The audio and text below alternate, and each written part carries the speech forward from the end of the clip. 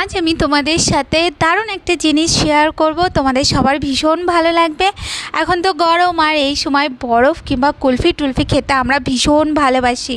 তো আজকে আমি তোমাদের বানিয়ে দেখাবো কিভাবে তোমরা খুব সহজেই বাড়িতে কুলফি বানিয়ে নিতে পারো, আর এটা খেতে কিন্তু ভীষণ ভালো লাগবে। একবার কিন্তু অবশ্যই বানিয়ে দেখবে। তো দেখো, প্রথমে আমি এখানে নিয়ে নিয়েছি দুধ। তো এখানে আমি 1 কেজির মতন দুধ নিয়েছি, আর দুধটাকে আমি ভালো করে আগে জাল দিয়ে নিয়েছিলাম। এরপর আমি আবার জাল বসিয়ে দিয়েছি। আর এই দিকে দেখো, আমি কাজু বাদাম নিয়েছিলাম। কাজু বাদামটাকে আমি আধা ঘন্টার মতন ভিজিয়ে রেখেছিলাম। তারপর কাজু বাদামটাকে আমি পেস্ট করে নেব। এরপর গরম দুধের থেকে একটুখানি দুধ নিয়ে ওর মধ্যে আমি দিয়ে দিচ্ছি 2 চামচের মতন কাস্টার্ড পাউডার।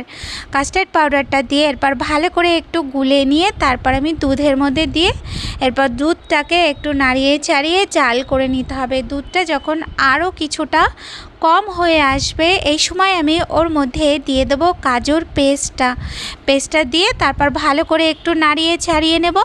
আর এই দিকে দেখো, এখান থেকেই আমি একটুখানি দুধ নিয়ে ওর মধ্যে আমি দিয়ে দিচ্ছি গুড়টা দিয়ে তারপরে আমি ওই গুড়টাকে দুধের মধ্যে দিয়ে দেবো মিষ্টির জন্য। তো এখানে কম মিষ্টি খাওয়া হবে, তার জন্য আমি গুড় ইউজ করছি। তোমরা কিন্তু চাইলে চিনিও ইউজ করতে পারো। আর দেখো, আমি গ্যাসটা বন্ধ করে দিয়ে তারপর আমি গুড়টা দিয়েছি যাতে করে দুধটা ফেটে না যায়। এরপর আমি ওই দুধটাকে ঠান্ডা করে নেব।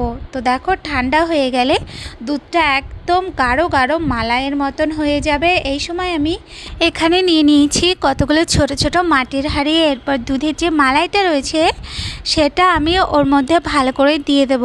সবটা দেয়া হয়ে গেলে এরপর আমি ওর ওপর থেকে দিয়ে দেব কিছু ড্রাই ফ্রুটস, আর এখানে আমি দিয়ে দিচ্ছি একটু শুকনো গোলাপের পাপড়ি।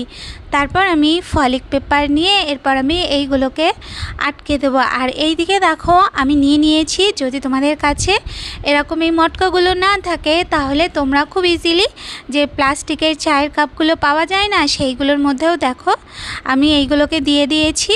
তো এরপর আমি ওর ওপর থেকে ফলিক পেপার দিয়ে ওপরটায় একটুখানি কেটে নিয়ে তারপর আমি ওর মধ্যে আইসক্রিমের যে চামচগুলো হয় সেইগুলোকে আমি দিয়ে দেবো।